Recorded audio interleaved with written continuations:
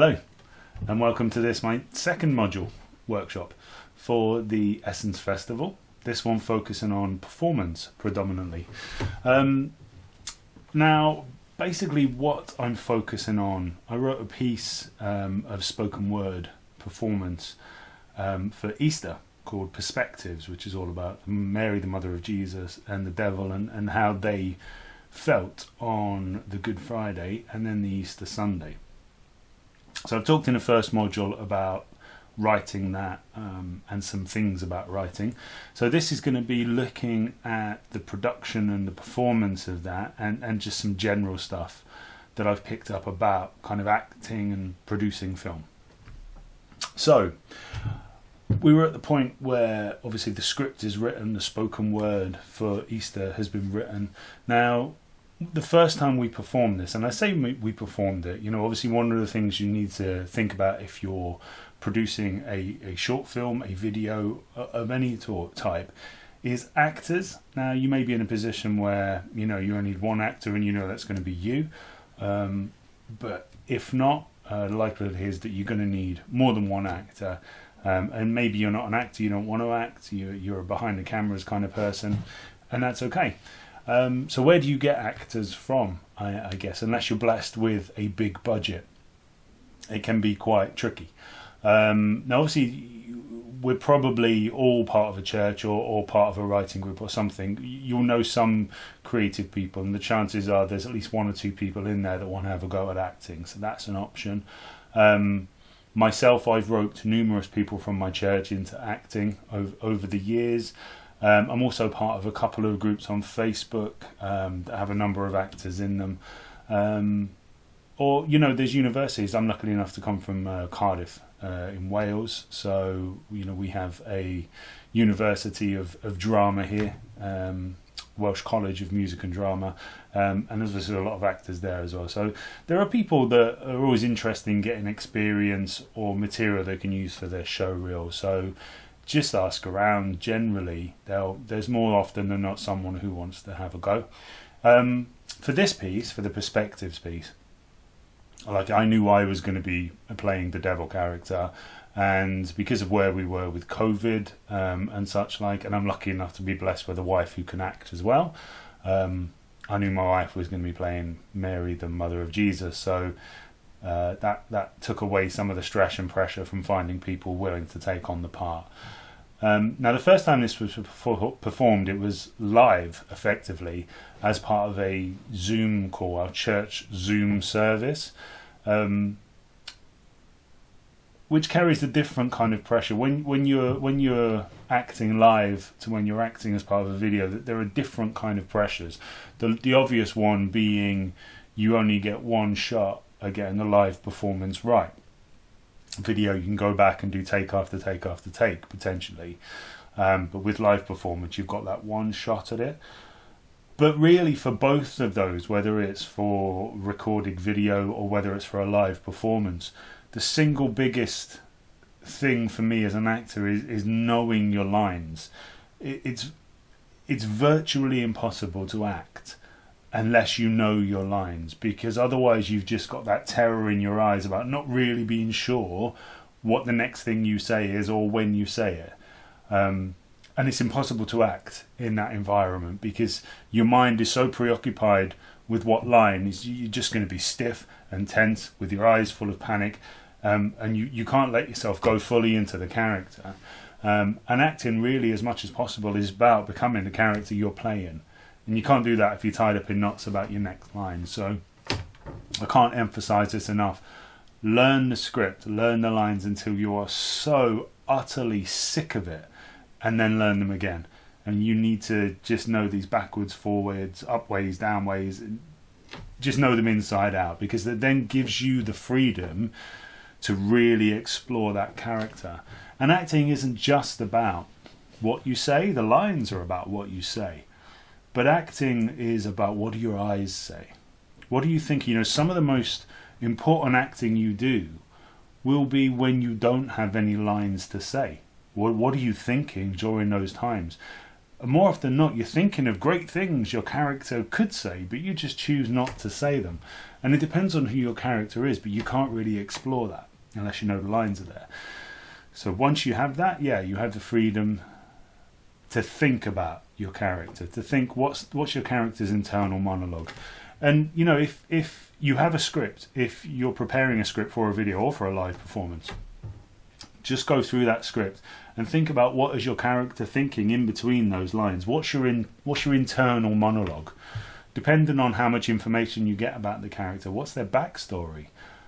Anything you can do to flesh out that character and understand their motivation, their thinking. Why do they think the way that they think? Where does that come from? What shapes their thought patterns? What shapes their perceptions about certain things?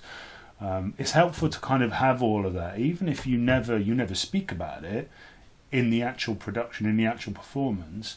The fact that it's there will influence how you then act, and it's a really useful thing to do. So think about internal monologue, think about backstory, think about body language. That body language is a huge part of how we communicate, so it has to be a massive part about how we act. What is your body language saying about your character? And it's really key to try and work all of these things in. So yeah, live performance. The other thing that we had to consider, and I'm saying learn your lines backwards and forwards. If I think back to the Zoom call, my wife didn't actually know her lines, so she was she was reading them next to the camera, but we don't talk about that. So the fact is, I mean, you can get away with it depending on the environment, you know, so that worked okay. But more often than not, what you see, if somebody's reading the lines, you'll actually see in their eye line that they're reading it.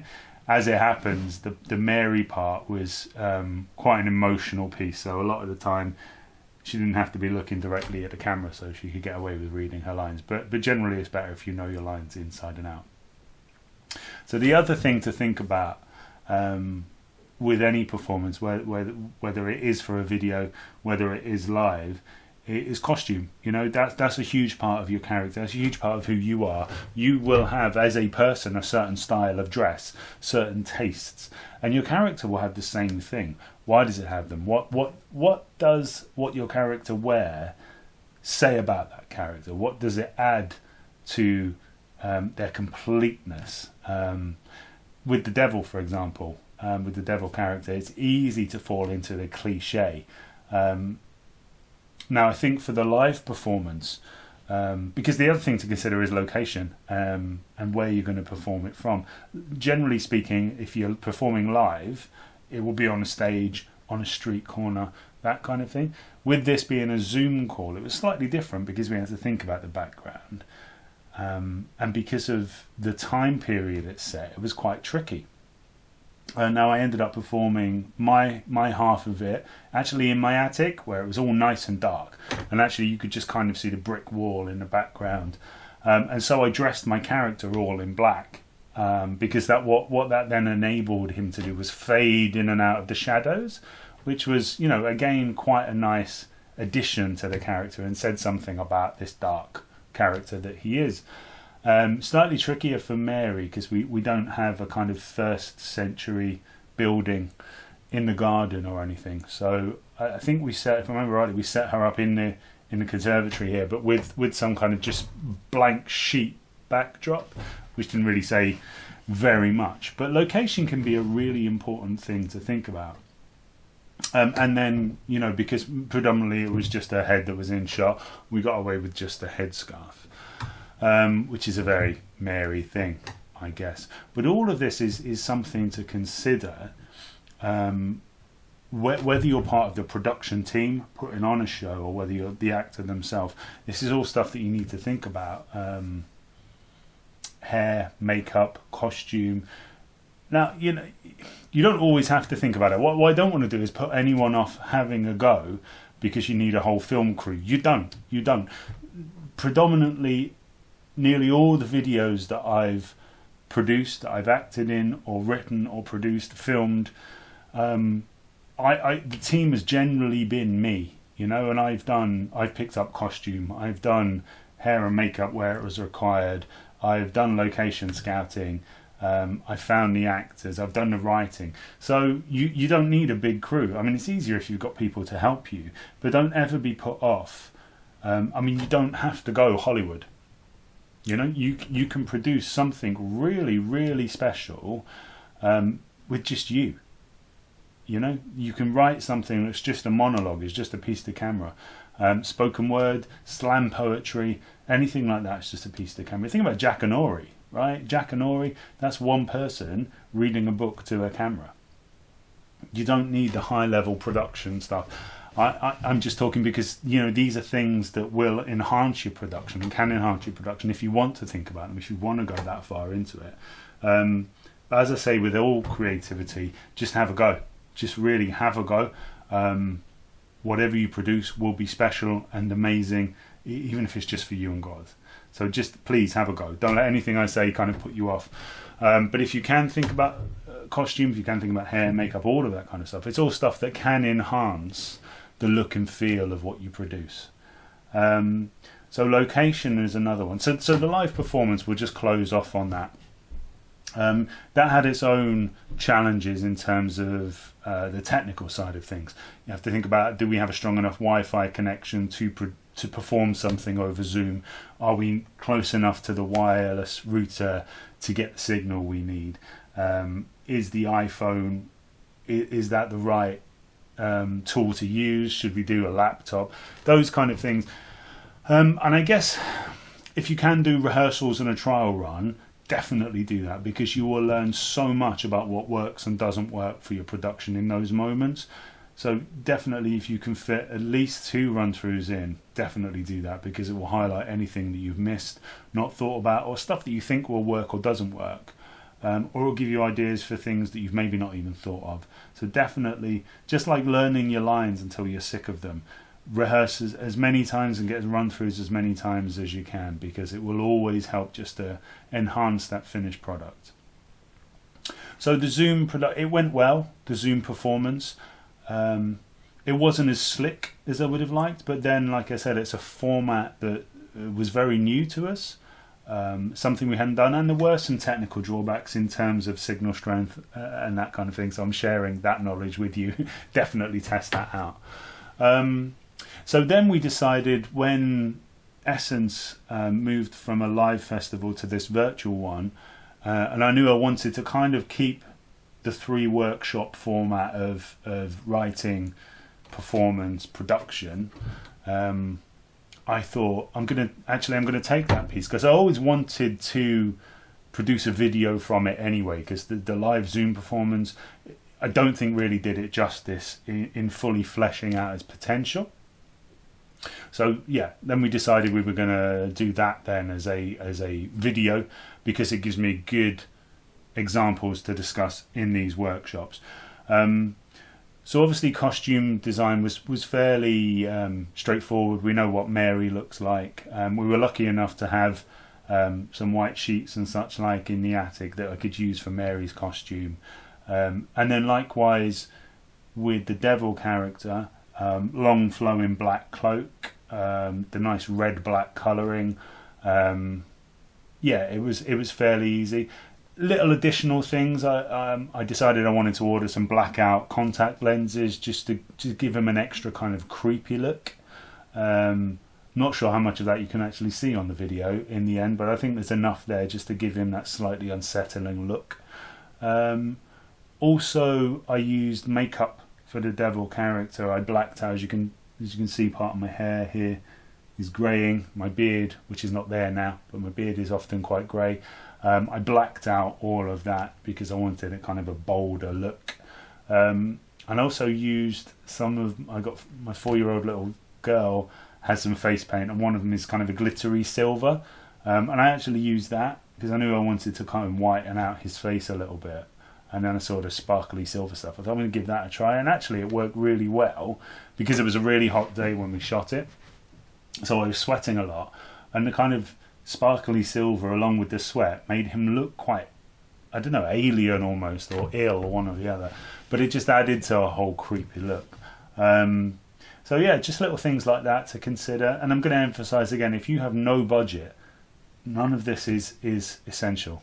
The performance is the key element. That's the first box you tick, and if that's the only box you can get to tick, fine, do it anyway. Location wise, again, I don't know, whatever you've written, something to think about if you are writing something that's going to be for performance in any way, shape or form. Think about the time period it's set in, because locations that match certain time periods can be very, very tricky. Generally speaking, futuristic, if you have zero budget, and very historical, if you have zero budget, can be quite tricky. We used 3 locations when we filmed Perspectives, one of which is in the house. So the Mary scene on the Friday is actually in my son's bedroom. We've got some bamboo screening fencing that we just got recently off of a free cycle type website, and it came in perfect for just putting around his bed, and then we put a blanket across his bed. So really all you can see in that scene is Mary sitting on a blanket with this bamboo screening behind her. For me, it looks kind of like an attic room almost, kind of the thatching that would have been existing in an attic room. So we were very lucky with that. And I think it carries itself okay. We're very tight on Mary in that scene, so I don't think you breathe in too much of the location anyway. But yeah, it's kind of perfect for that. And then for Mary on the Sunday, we went to kind of a local nature woods area, where at the top of the hill there's kind of an open meadow area, which is luckily far enough away from a road that there was no noise. There's not much foot traffic goes through there. And there's just lots of wildflowers and berries and that kind of thing, and it just felt like the right place for that kind of Sunday in the garden kind of feel. And obviously that was all fine to film, it was all free to film. And then the devil scenes were all done in a cave. So there's a couple of small caves nearby, and his Friday scene was shot outside of those on just like a stone cliff. I was actually hoping to give it the feel of the stone in front of the tomb, but I'm not sure it really carried that off.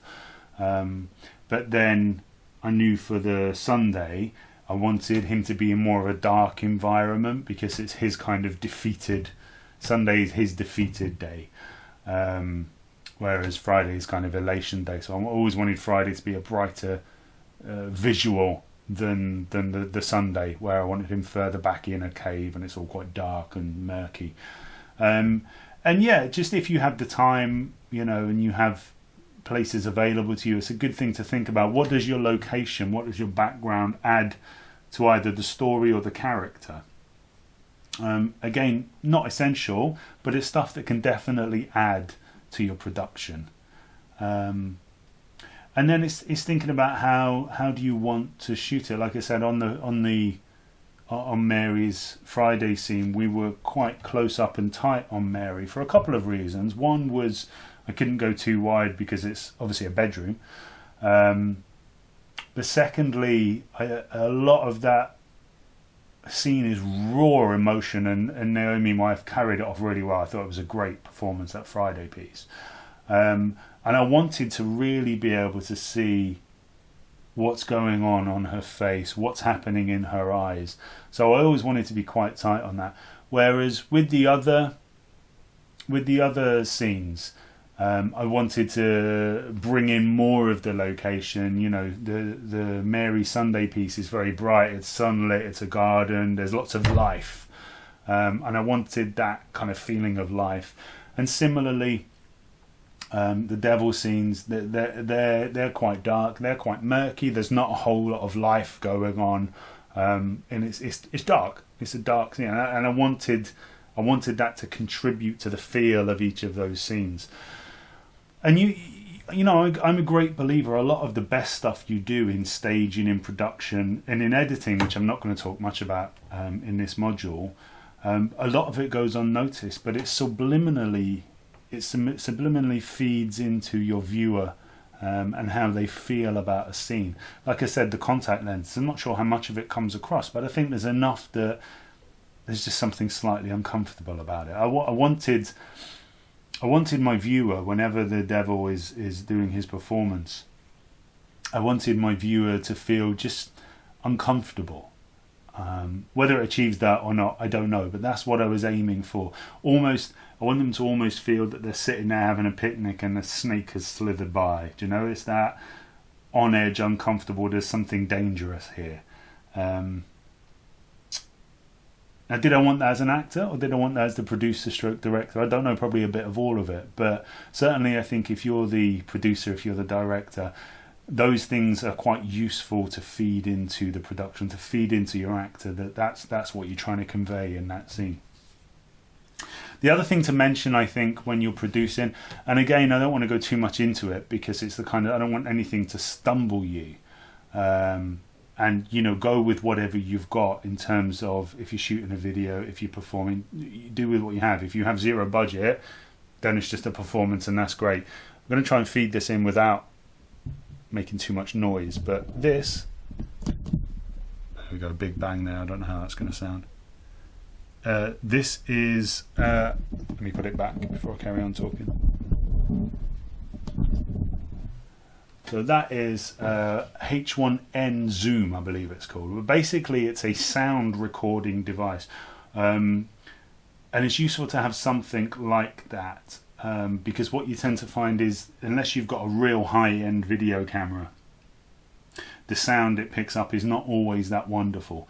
If you do have budget to get a video camera, there's a big difference between a low-end £100 video camera and a £10,000 video camera. There's not a great deal of difference in between those.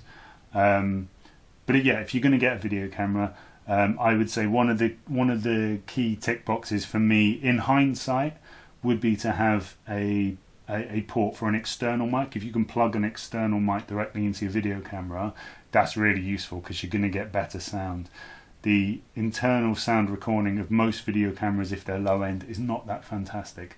So that's why we've got the external sound. And what we found with that, we've almost had to use it like a boom for most of our recording. So we've had a fully extended tripod with this on the end holding it above the actors. It's quite comedic at times. So yeah, I don't know what your budget will allow, but listen, you know, if all you have to shoot on is your smartphone, I have seen numerous video productions that are fantastic, that have been shot on smartphones, that have been shot on tablets. So don't let any of this stumble you. If you have a budget, I would spend it on video camera first, audio second, even editing software, which I'm not going to talk too much about. It doesn't have to be high-end expensive. For me, it doesn't make the top two. Your audio, your visual and your audio are the two main ones to get in there. Little things that are going to help you, like a tripod, like a boom, is just really nice to have if you have that flexibility of budget. You do need something to edit on, obviously, but again, I'm going to talk more about editing in the last module. So last bits and pieces, we've talked about equipment, costume, location. I'm going to come back to acting just real quick because there's something I forgot to mention. I've talked about it's real easy to overdo cliched characters. So if your character's angry, it's really easy to overdo that anger. If your character's happy, it's really easy to overdo it. So sometimes some of the things I've learned that are useful is go to that extreme just when you're practicing. And again, I mentioned it, I think, in the script writing module about recording yourself. If you're an actor, if you're acting, you're going to be performing, definitely record yourself and watch it back, because you'll learn so much about what works and doesn't work by just watching yourself rehearse. Really can't emphasize that enough. It's really useful to do. But yeah, so what's useful? If you're playing, I don't know, let's say a really angry character, it's really easy to overdo it. So what I would do is record yourself or just practice at the real extreme of that anger. I mean, if it says you're angry, go Incredible Hulk, you know, because that will give you a sense of, right, that's the absolute extreme. If that's a 10, I know I want my anger to be about a 5. So just rein it in from that absolute extreme to the mid-level to try and find something like halfway between I'm normal, slightly annoyed, and raging Incredible Hulk. It's easier once you get a feel for the complete end of the spectrum to find something just that little bit in the middle and a little bit more believable. And again, we as humans, we store experiences, we store moments. So try and think back to a time when you've been that angry, or when you've seen, as uncomfortable as it probably is, it's probably stuck in your memory. You've seen someone that angry. You've been in an argument with someone that angry. What did they look like? What did you look like? What did they feel like? What was going on with their eyes, their body language? And just try and draw on those memories, just to kind of flesh out your performance in that respect. Yeah. As ever, I hope there's something in there that is useful, that has inspired you to have a go. I said at the end of each of these, I wanted to try to think of little tasks you can have a go at. At the end of the script writing thing, the script writing module, one of the tasks I suggested was writing a scene from your favourite soap opera, or producing a fictionalised version of one of your favourite events, favourite times in your life, that kind of thing. What I want you to do now is, if it works for that, get your smartphone, get a video camera if you have one, and try and perform that piece.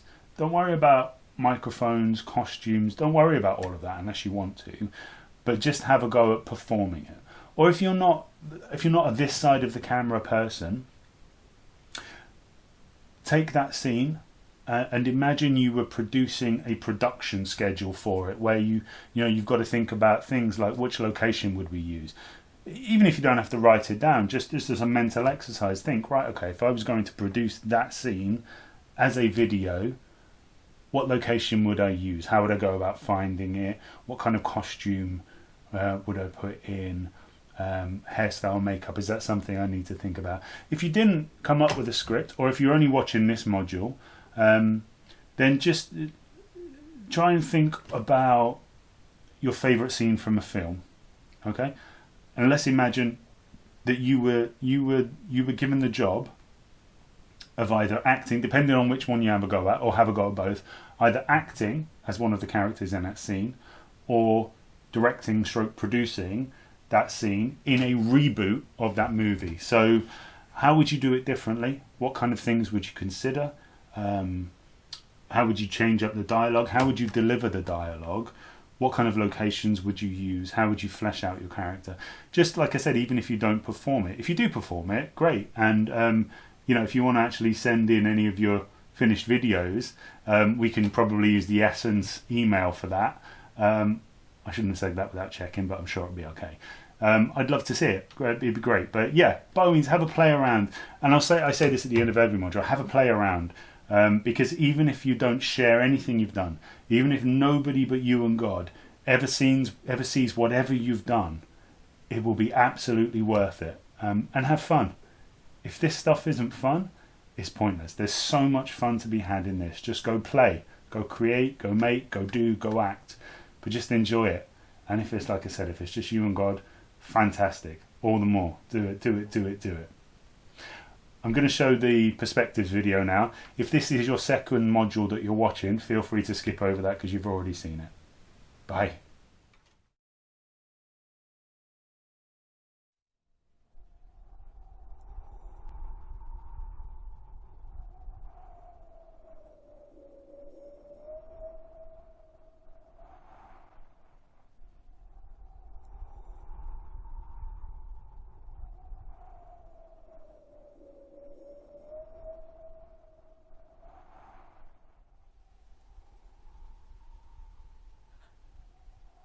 It's all wrong.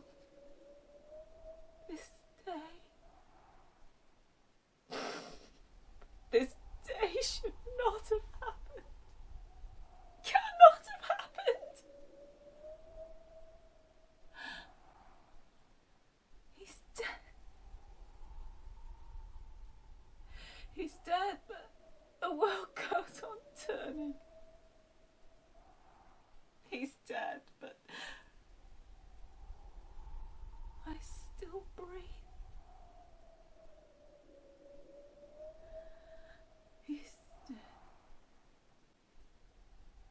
He's dead. He's dead. My baby.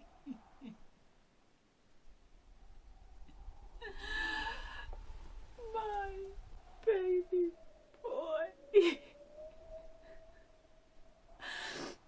My Jesus.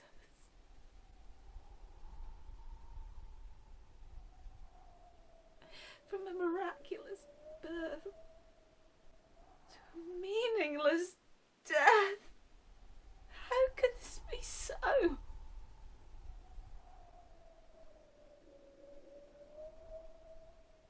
This is it. This is Simeon's sword piercing my soul, and my heart and my life pour out through the hole.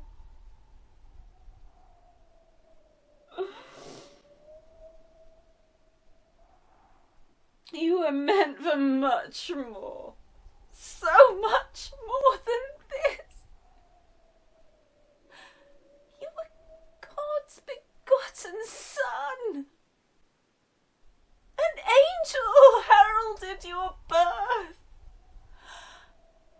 At your death, there were none.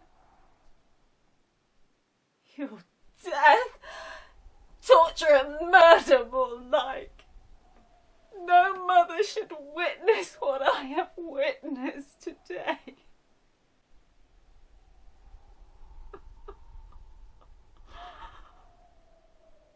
They spat, they kicked, and they shouted their scorns, and they mocked you and beat you and crowned you with thorns.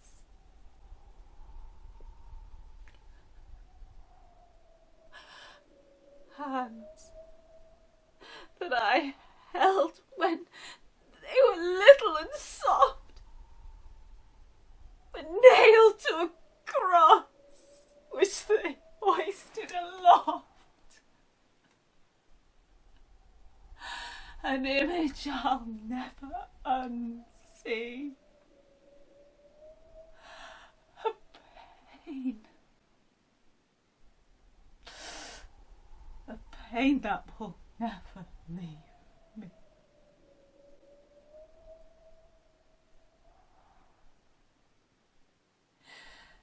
You giving up your life, hanging on a tree.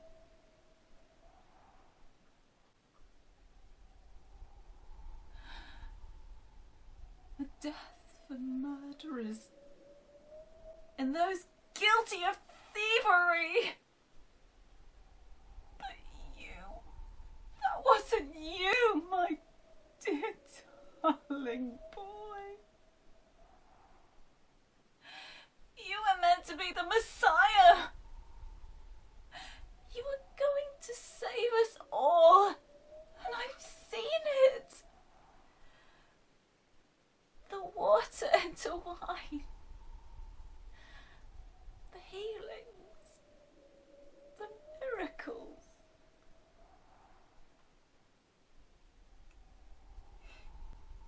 You weren't meant to die. You were meant to be king. I thought you were the promise. Seems I don't know a thing.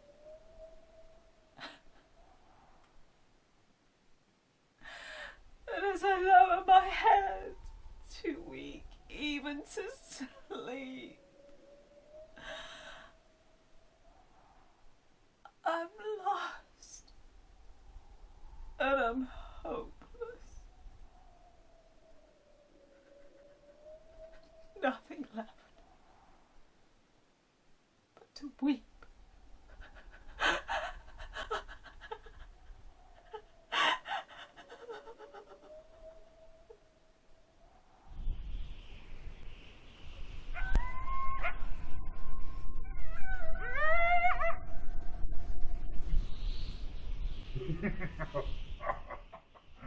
Well, well, well. What do you know? Mr. Son of Man, Mr. Light of the World, Mr. It is Written. Do you remember that? Do you? It is written. I offered you the world, a kingdom like no other, if you would just worship me. If you would just fall down, bow down. But you turned me down. You cast me down! But who's down now? And to think, we actually feared you. You who went around casting us out. You who preached hope. You who healed and raised. But I should be praised. Look at me. Morning star. I've come so far. No longer the serpent wooing the woman with whispered words of seduction. This is my world. Or did you forget that I had been given dominion? The mistake that you made, if you care for my opinion, is coming to battle here, on my turf. You see, manipulating these insects is an art I perfected, and it was just too easy to ensure you'd be rejected. You're not the one they expected. Or did you think that you'd be somehow protected? That you'd be the king that they selected? Elected? That you'd be the man? Was that your plan? Did you even have a plan? I'm sure that you did, but I am the reason you failed. I am the reason that you got nailed. I watched and I grinned as you wept and you wailed, impaled with a spear in your side, proving you died, your mother and brothers scattered, mystified. Still, at least you tried. Oh, I know, little Jesus. This is not the ending you choose. But checkmate, game's over. I win, and you lose.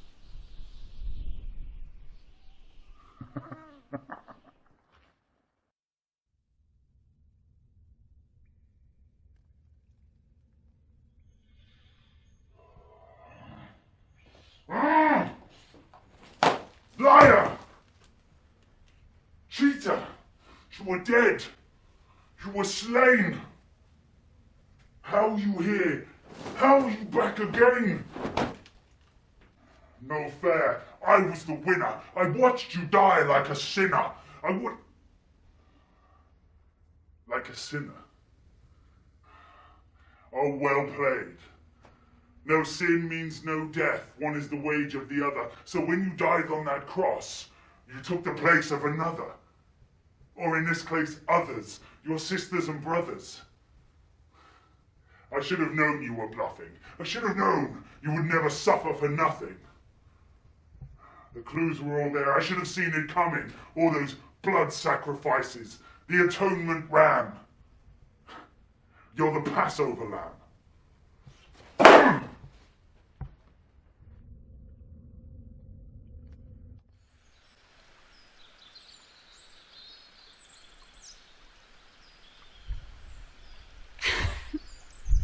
It's just so amazing.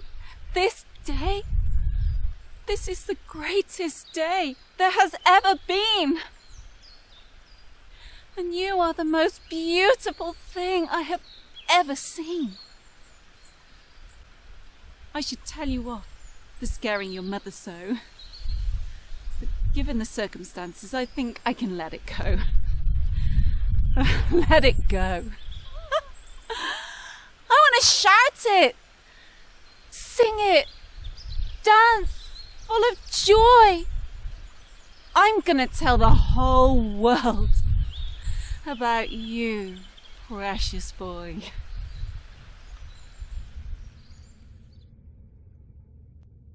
Well, this fight isn't over. You may offer salvation, but they still have to choose. Their soul is a treasure, and it's one they can lose. Gentiles and Jews, I'll use every ruse, every lie in the book, every cheap-baited hook. I'll make them take idols without them even knowing. They won't even notice the deceit that I'm sowing. There'll be no emancipation, not in this or any nation. No godly revelation that leads to elation. This will be worship cessation. It's real. It's really real. Every prophecy that was spoken, every promise God made, it's all true. You're the king, and your kingdom won't fade. My boy, my Jesus, Messiah, Emmanuel, you are. My joy is overflowing. I'm shining just like your birth star. An amazing birth. An amazing return. Your plan was courageous. I can't stop smiling. But I think it might be contagious.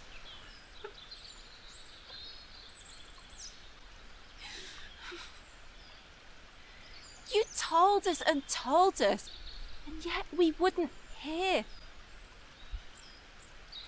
Yet it all starts to make sense. Things aren't always as they appear.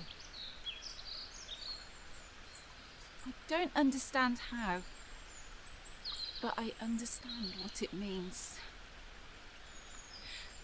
Your death and resurrection, many lives. It redeems.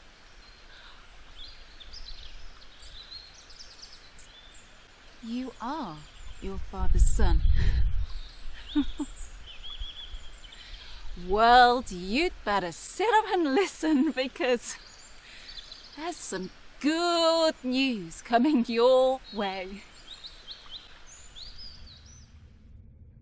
No. This war isn't over. We've only begun. They won't come to you if they don't believe what you've done. If they don't believe that you're real, then they'll never kneel. Their peace I will steal. How does that make you feel? See, it's only too easy for me to sow a seed. A whisper or two, that's all that I need. The age of the earth, a virgin giving birth, a massive global flood. This Bible offers no worth. Or if not filled with doubt, then too busy to care. Entertainment and work. Man's every temptation laid bare. Now, this isn't over. My chance isn't gone. If you want to fight, then Jesus, you're on. This is my son, and his name is peace. His name is love. His name is freedom. His name is salvation. His name is healing. His name is hope. This is God's Son, and his name is Jesus. Death couldn't keep him. He stands in victory today. My darling boy Jesus has shown he's the way.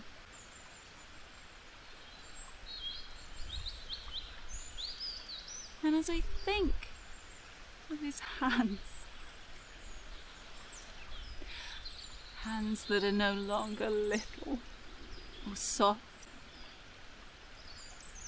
but bearing the scars of the suffering he didn't deserve. As I think of his hands,